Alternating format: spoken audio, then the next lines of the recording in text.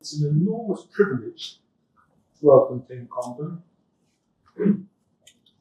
Every time all of us have watched the television news in which Vox Pop people have been interviewed in America, why did you vote for Mr. Trump? And it's always the same thing, inflation. And the extraordinary thing is that after the COVID crisis and the enormous quantitative easing of that era, it was conventional to say that the theories of expectations were fine, there would be no problem, and there was one voice crying in the wilderness, Tim alone, with his friend Juan Castaneda, who's also here today. And he said, you've all got it wrong. And he was right, and everyone else was wrong. And so it's fantastic to introduce Tim to his own institute today.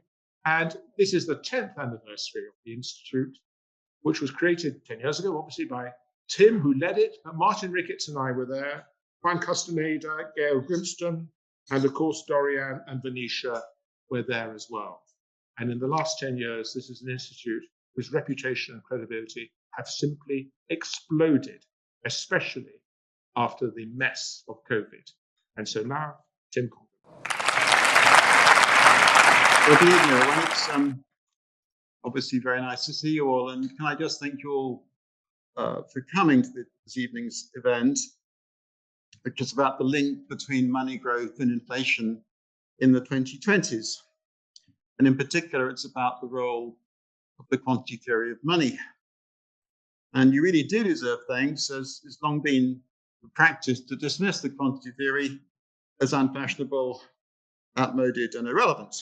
So you're very brave to join us, we who very consciously are not members of the intellectual avant-garde. In the last few years, there was one top Bank of England official who was in the habit of deriding any discussions about money and inflation as coming from the Paleolithic era. And I suppose that's better than calling us dinosaurs, although in my career I've had that indignity too. Now, as Terence said, the Institute was set up 10 years ago, and the purpose was to keep the quantity theory, monetarism if you wish, in the public eye, largely by watching the regular monetary data, but also by contributing to the policy debate on macro policy issues and the research behind it. We're now into our 10th anniversary. So how do we go? So that's the first picture. And I've decided that I would give this year's lecture myself rather than inviting an outside speaker. It may seem rather self-indulgent, but I think it's justified. Some of the justification Terence has just explained, but the early years of the Institute were rather quiet as for macroeconomic conditions and inflation in the leading economies. But in early 2020, the situation changed dramatically.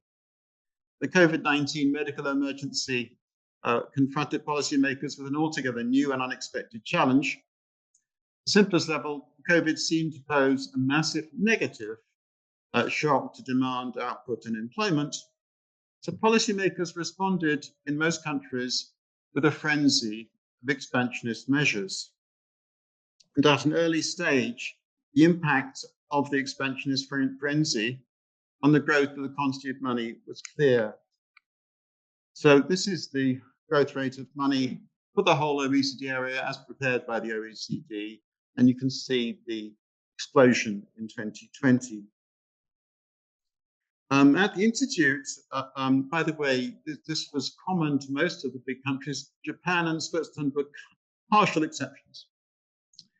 The Institute, the then director, Dr. Juan Castaneda, and myself reacted by forecasting a major inflation flare-up.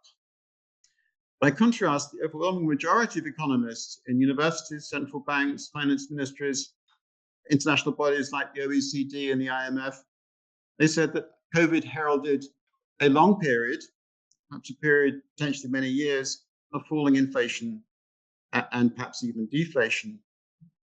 And the disinflation view was without doubt the consensus of the profession in 2020 and for most of 2021 too. So we had here a very interesting test of theories, rival theories. The real world isn't like a laboratory, but the clarity of the test was rather like that of a laboratory, it's unusual in economics. And so the question is, who was right and who was wrong? Well, we were. Because in 2022, many developed countries, had the highest inflation for 40 years. Often these inflation rates approached or exceeded double digits, although interestingly, Japan and Switzerland were exceptions. So we were right, the professional consensus was wrong. And it seems to me that these events justify setting up the Institute 10 years ago, and they also provide the background and rationale for today's lecture.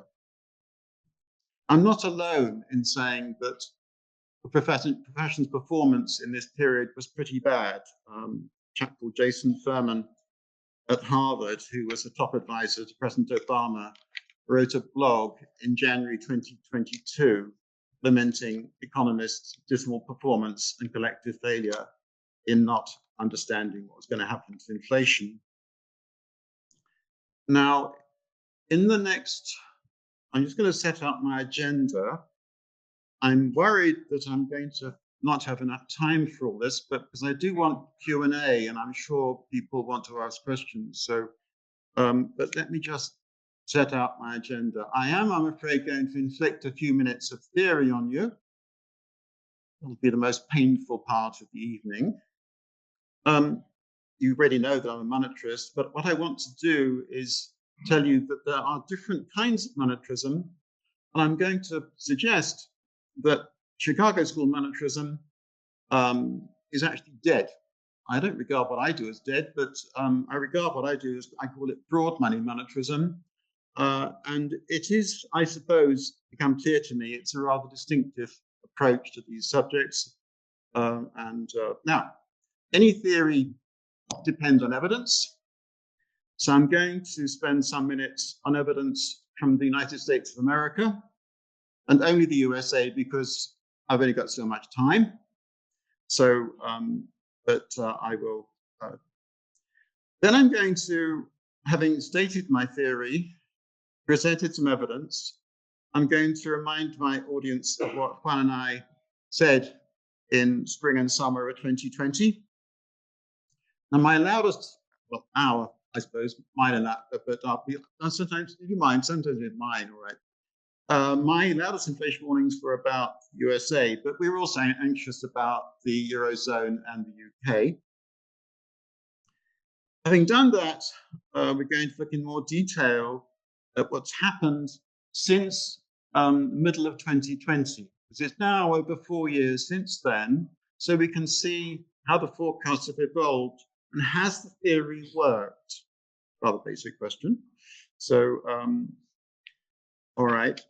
Now, the fifth part of my lecture is going to be, well, some of you may regard it as funny, and indeed in some sense is rather funny. It's also rather unkind, because what I'm going to be doing is quoting from leading figures in the profession what they said in 2020 and early 2021 about the inflation prospect.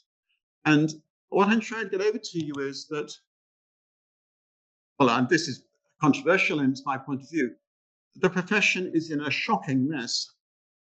What's happened in this period should never have happened. It should not have been the case that just a handful of people, a relatively, I'm sorry, Terence, but not a big university in Britain, and me working in the middle of Gloucestershire, should basically be able to get all this right, and the profession has been completely wrong. All right, so I want to get that over to you.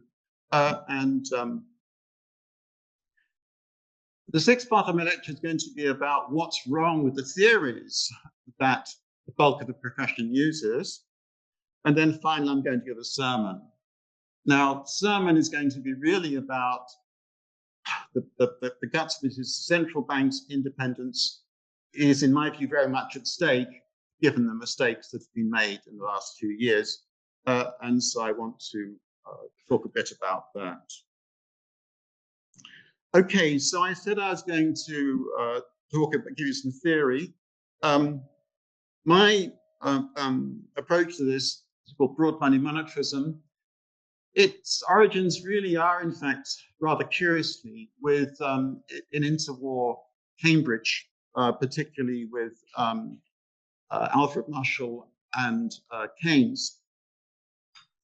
And I know Keynes is supposed to be the chap who destroyed quantity theory and monetarism.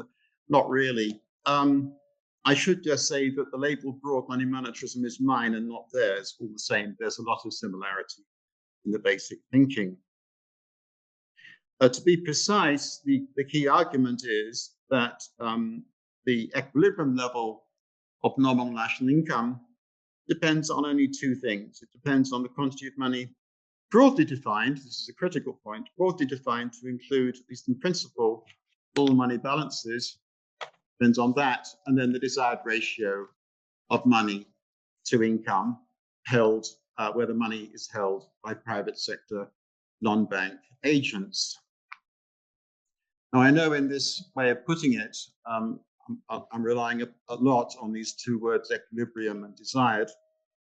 And what I'm going to show this evening is that quite certainly in the early 2020s, the amount of money that people and companies had, that agents had, was very different really from what they wanted to have. Anyway, in practice, people and companies often have got too much or too little money relative to the ratio they really want.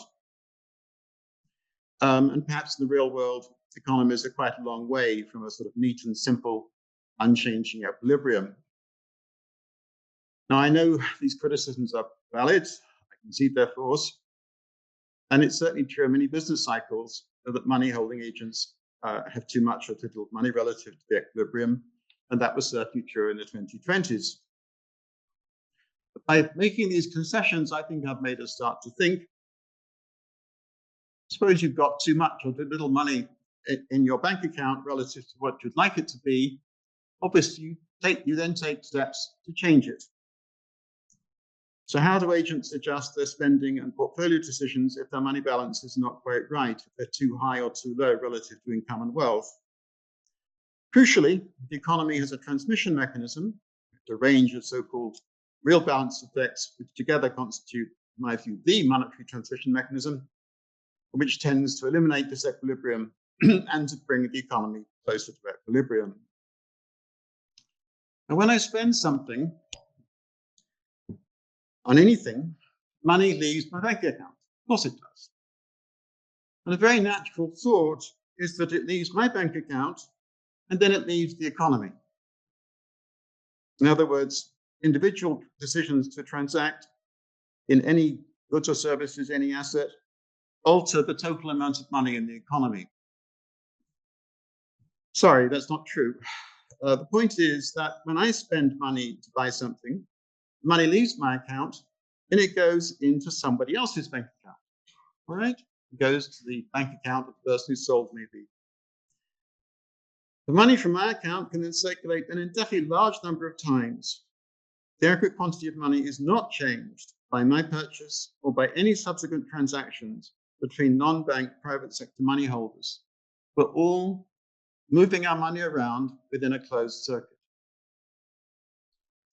No matter how large the value of total transactions between money holders, purchase and sales between them don't change the quantity of money.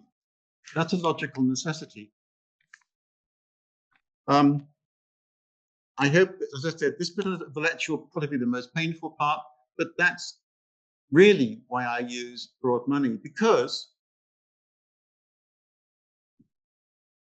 I've said that sometimes the economy has too much or too little money. We buy and sell things between ourselves. That can't change the quantity of money. So what changes? It's the total of spending, it's the total of incomes, it's the total value of national income and wealth.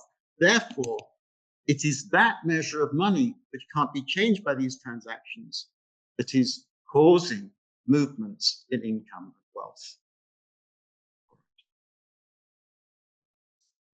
In short, our discussion, a little cameo, explains how excess or deficient money causes changes in expenditure behavior, which take the economy back towards equilibrium.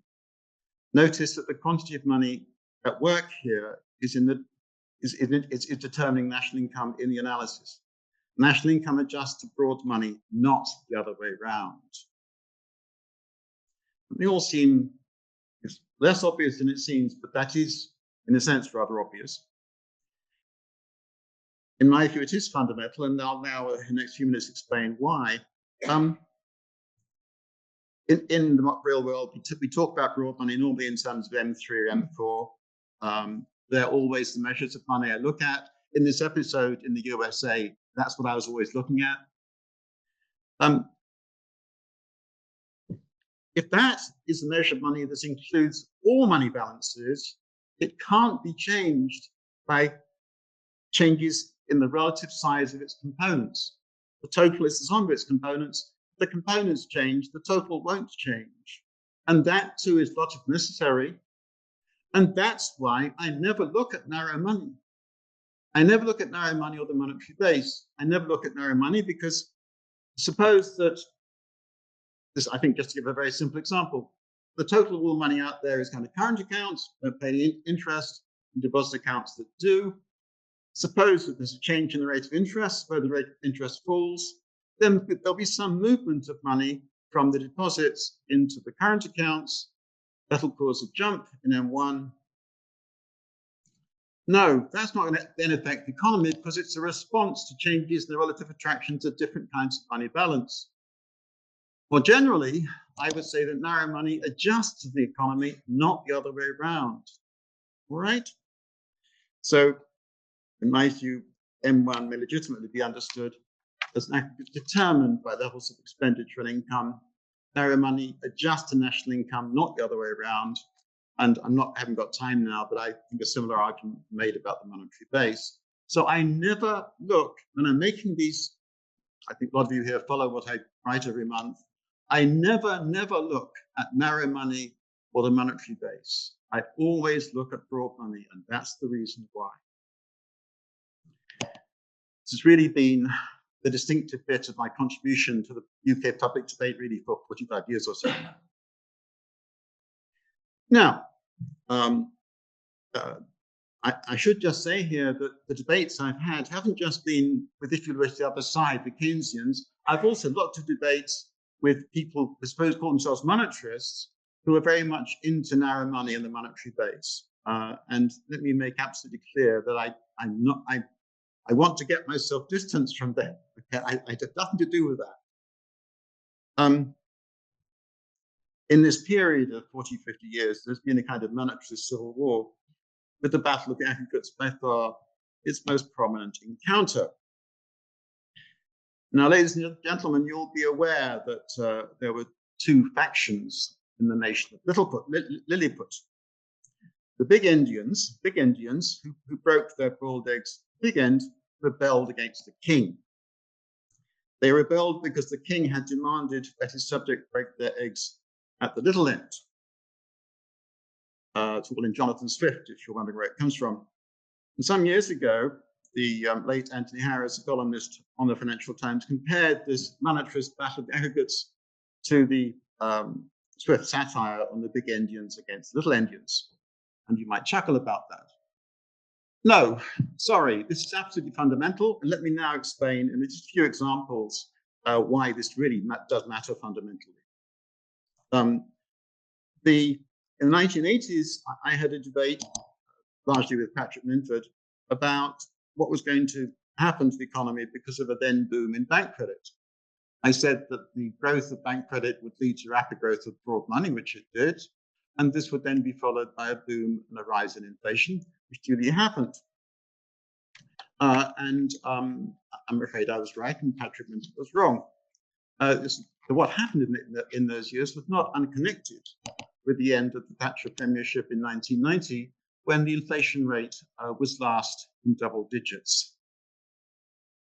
So one example where because Patrick was using the M0 measure of the base, basically, to guide himself in this episode. Roughly the same time in the USA, Friedman made a catastrophic blooper. Blooper was actually his word, in correspondence with David Laidler, because he forecast that there was going to be a return of high inflation in the USA in the mid-1980s because of the behavior of M1. Essentially, interest rates fell very heavily in 81, 82, 83. Exactly what I just talked about happened. There was a big movement away from interest-bearing deposits into the sight accounts. M1 soared. Friedman said there'd be more inflation. It's completely wrong. And this, again, was deeply embarrassing because this was Milton Friedman, for heaven's sake. The mistake arose from using M1. Let's then fast forward to the sequel to the Great Recession. In 2010, 4 fellows of the Hoover Institution signed an open letter to Ben Bernanke with a warning that the Federal Reserve's asset purchases from late 2008 would cause currency debasement, inflation. Well, nothing of the sort happened. They were using the monetary base, which at the time was soaring, to make their forecast. Again, using the base was completely wrong. On this side of the Atlantic, Liam Halligan, newspaper columnist, used the pages of the Sunday Telegraph to criticize me, bless him, for my then view that UK's quantitative easing program, the asset purchases, would not lead to rapid inflation. The reason was that banks were shrinking their risk assets, their loan books, and so the QE was simply replacing that, and overall broad money growth was very low. Again, I was right, and Halligan was wrong. So this apparently rather technical discussion about which measure of which aggregate is correct is absolutely fundamental, and I've tried to explain. I'm sorry, this has been, if you like, the perhaps rather painful part of the talk. I tried to explain why I believe what I believe in this area of economics. As I say, in my view, Chicago School monetarism, which is very much about the base and narrow money, is more or less dead. And one of the aspects of that I want to highlight is there were nothing like, I just say what Juan and I said in 2020 was terribly clear and it wasn't, no reservations, qualifications, and so on. There was nothing like that on the other side of the Atlantic, despite what was going on there. Okay, so having just this one aggregate makes life in some ways much easier. And so I think what I want to do, I'll just, hang on. So I'm going to try and am I going for time? All right, I think. Am I right for time? I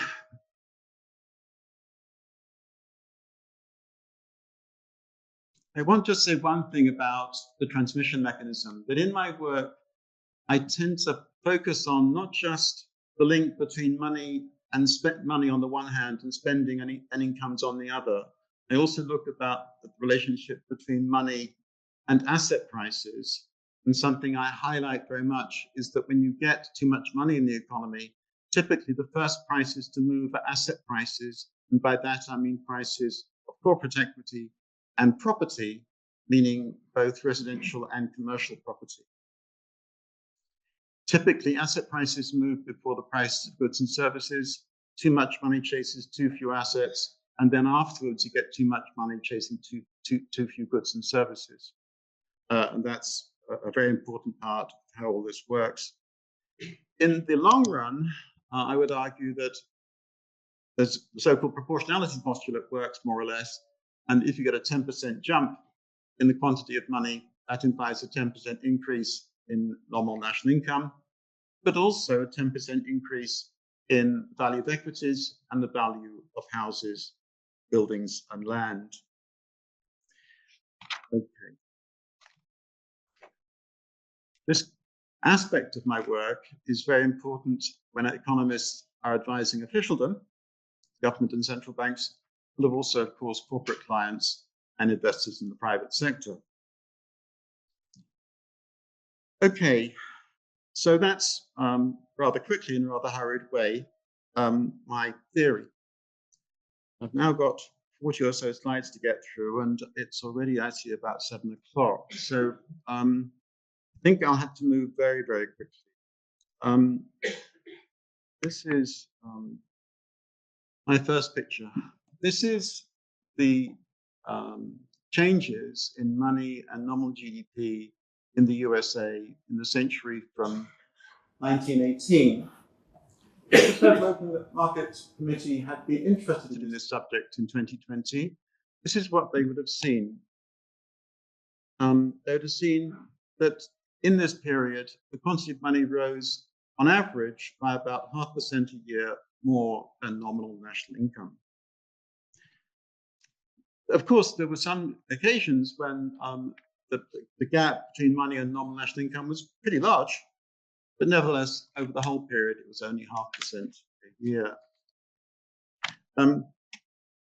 Let's then look at this picture. This is the ratio, well, strictly.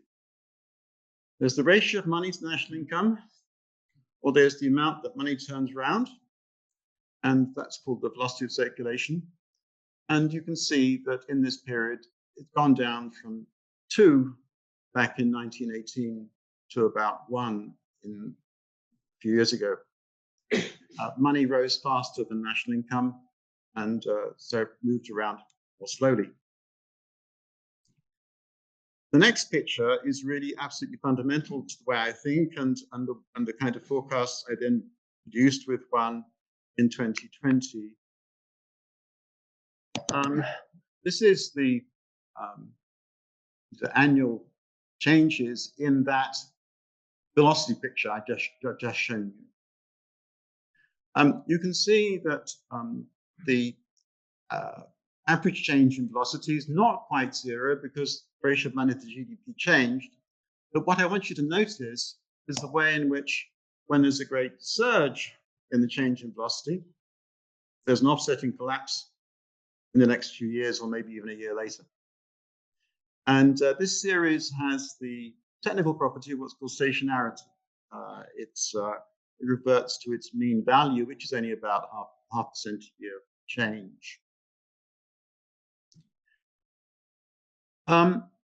Ladies and gentlemen, I've just gone through a century of data. I've shown you that in this period, the change in money has been a bit different from that in nominal national income, but not very much. And also I've shown you that when you get a big rise or fall in velocity, you tend to get an offsetting movement in the opposite direction in the next few years. That's what this meaning of what mean reversion implies.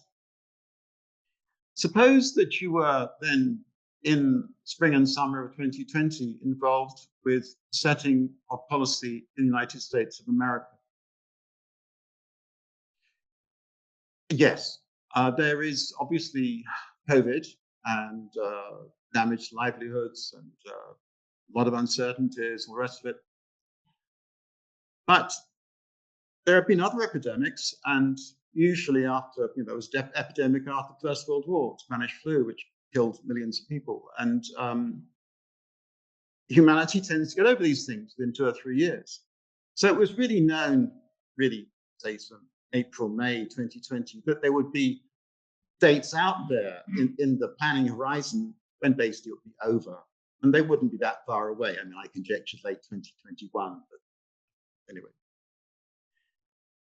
Would you, knowing this, knowing the last, could you imagine the quantity of money in the USA rising by over 20% at any time?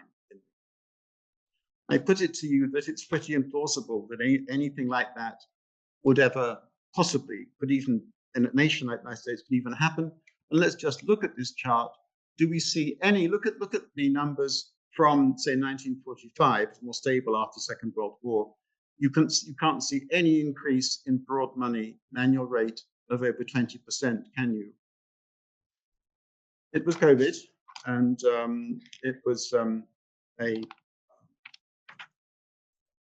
I don't remember then, but there was some lovely weather. Spring 2020 was glorious weather in England. And of course, right about the world coming to an end, but it was in some ways it's rather a curious time. My family and I was marooned in rural Gloucestershire because of lockdowns. I still had access to the internet. I could watch my favorite news items, which of course press releases from central banks with monetary data. As I said at the start, the lockdown saw a frenzy of expansionist measures. Budget deficits widened, central banks indicated their preparedness to finance deficits on their own balance sheets, and most central banks also purchased assets on a big scale. The growth of broad money exploded. Now, the Federal Reserve publishes a weekly press release, H8 press release, comes out in the UK Friday evenings. It's obviously part of my standard reading. Shows the assets and liabilities of US commercial banks, including the figure for deposits, and deposits are most of broad money. So late March and early April, these releases told me, this is in darkest Gloucestershire, an amazing story. As I said, bank deposits are the main component of broad money. For about a month at that time, the H8 release showed deposits going up by 1%, 1.5% a week, 1.5% a week. And in fact, there were some weeks that went up by about 2.5%. So this is the numbers on decade by decade of money growth and nominal GDP growth in the USA. If you knew these numbers, would you ever imagine that policymakers there could engineer a 20% increase in the quantity of money? Here is, as I said, what I was looking at in late March, early April 2020. The growth of deposits in this period was, if you annualize them, at rates at up to 90, 100%.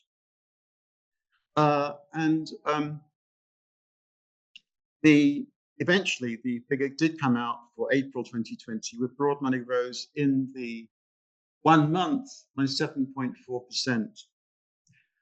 Ladies and gentlemen, there had not been 1 year in the 2010s in the USA when it rose by as much as that. It went up by 7.4% in 1 week.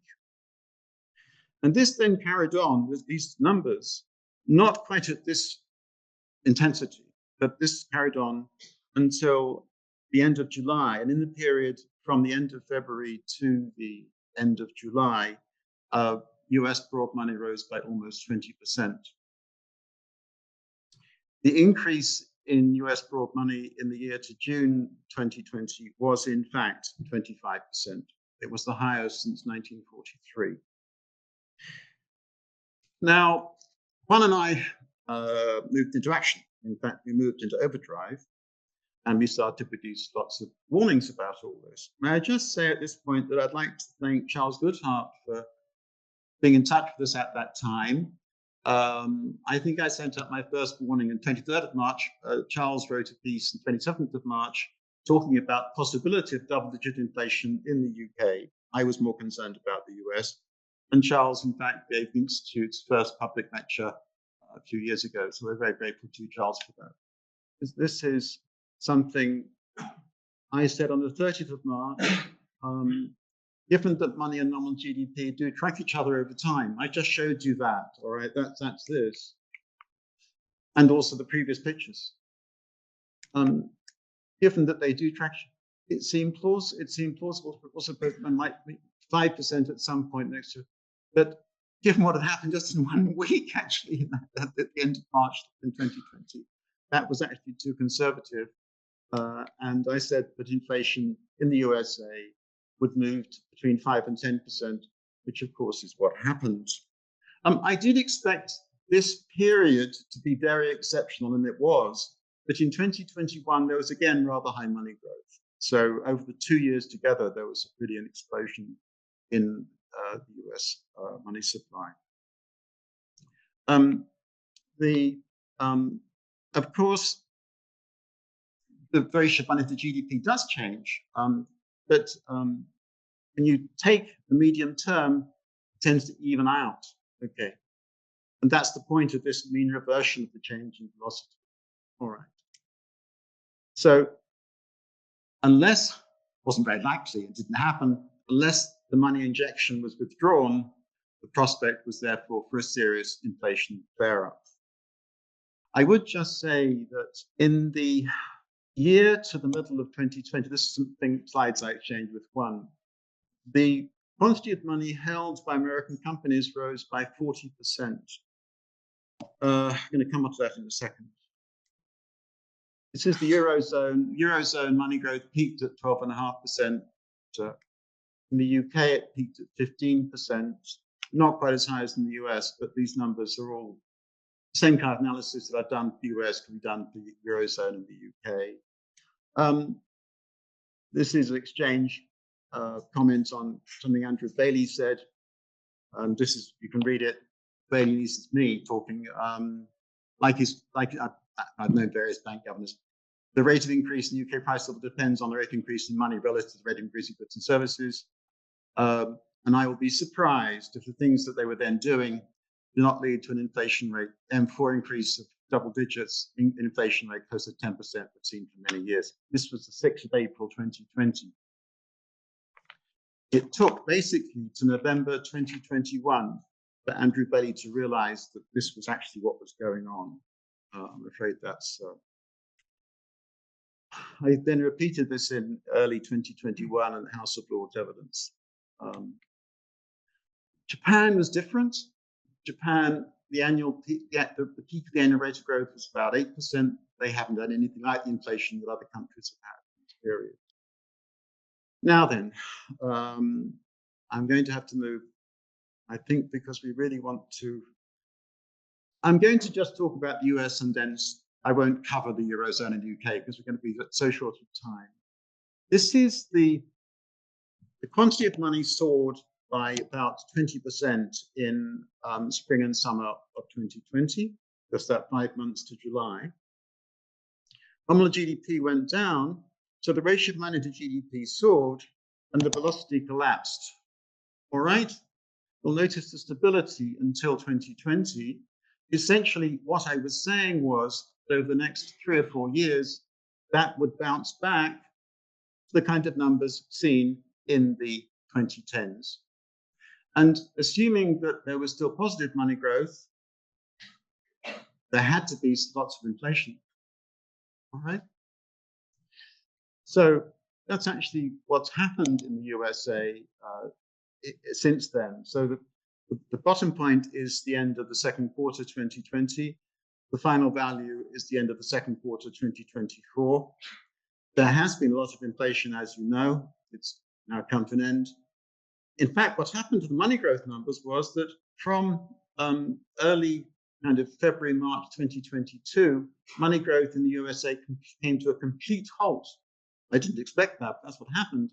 And that's contributed to this reversion to mean of the velocity numbers. This is the numbers for nominal GDP and broad money in the USA since over that 4-year period. There is only 1 quarter in which nominal national income grew more slowly than money. Just see that 2021. Otherwise, every single quarter velocity increased. Now, this is, however, the USA, Eurozone, and the UK. I've given you the values of velocity in the middle of 2020 and then what they are today, well, the end of the second quarter 2024. And I want you to notice the change in velocity in those in 1 year periods. There's 4 years in these 3 quite important areas. In every single case, velocity increased. You could hardly imagine a clearer confirmation of the basic correctness of the conjecture I made with one or two other people, not many, back in the middle of 2020. Now then, my profession. And I'm going to have to stop quite soon because we do want, I think, some Q&A. So I'm going to just, I think, have just one picture. There's a lot more here, actually, but I'm afraid I'm going to have one more picture. And it's this guy. I'll have a few more. This is Paul Krugman, and he's often regarded as the world's most influential economist. Now, in spring 2021, there are still some people in the USA who are interested in money and inflation. Of course, they're jumping up and down. Some of them were. And so, anyway, this is what he did in his column. He said, this idea of a link between money and inflation, there are these different ideas. There's zombie ideas, eating people's brains, and the much worse cockroach ideas, which have, despite their falsity, always come back. And so he said that monetary claim of connection between money and inflation was, according to Krugman, merely a cockroach idea. And he then, the emerging buzz about the subject was evidence of an infestation of monetary cockroaches. Well, you can see a monetary cockroach before you now, and I do, this is a photo opportunity, so this chap is a Nobel laureate. No. One of his chums is a chap called Olivier Blanchard. Olivier Blanchard was chief economist at the IMF for 7 or 8 years. And this is what he said in April 2020. This is when I was in Gloucestershire looking at these weekly H8 press releases showing these fantastic growth rates of money. And okay. The challenge for monetary and fiscal policy is thus likely to be sustained demand and deflation, to avoid deflation rather than the reverse.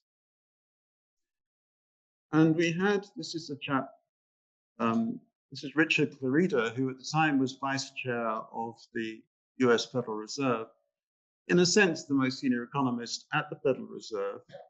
And he said that COVID-19 was going to be disinflationary, not just in the next few months, but over the next few years, presumably out to 2023 and 2024. I'm not going to have time to go through this, except that, look, Jay Powell is a very clever guy. He's made a large fortune, and he's a private equity. He knows corporate balance sheets, for heaven's sake. He wouldn't have made it. Did he know that the quantity of money in US company balance sheets had gone up by 40% in the middle of 2020? This is what he said in a press conference in the questioner at this press conference was, this is after the Federal Open Market Committee meetings. None of the forecasts coming from the FOMC in September 2020 had an inflation rate for 2021 and 2022 above 2%. I'm not making that up, that's true. So he was asked, why in your forecast produced by the FOMC are none of the forecasts above 2% when you're supposed to have brought in this new regime that's going to cause inflation to go through 2%? And this is what he said. We know all these things, don't we, about inflation dynamics in the United States and around the world. Knowing that, we expect the economy will recover quickly now, but then the pace will slow and there'll be a big area of slack and so on. And the FOMC forecast for inflation to be under 2% through 2021 and 2022. It's September 2020. This is a guy who, for God's sake, knows what a company balance sheet's all about, and presumably somebody should have told him that there'd been this this huge jump in company bank deposits in the year to the middle of 2020. All right. And then finally, because this is not to be, it's not all on the other side of the Atlantic. This is a lady called Isabel Schnabel of the ECB, and I'll leave you to read that.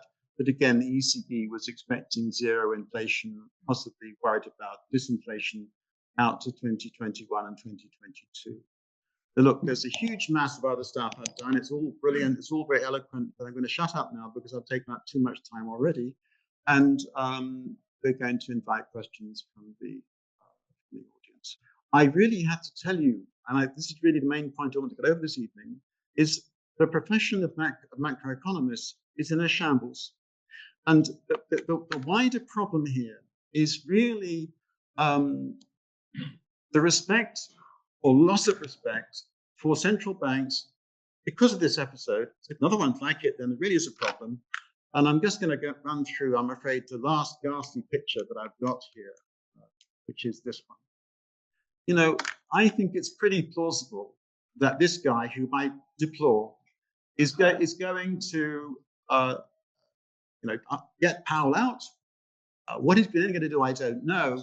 But it's very clear that the Fed's independence is threatened in a way that hasn't been the case for decades. And the failure to forecast inflation in this episode is a large part of the problem. And I'm afraid that the profession basically has let American public life down, other countries too, dreadfully through this failure. Thank you.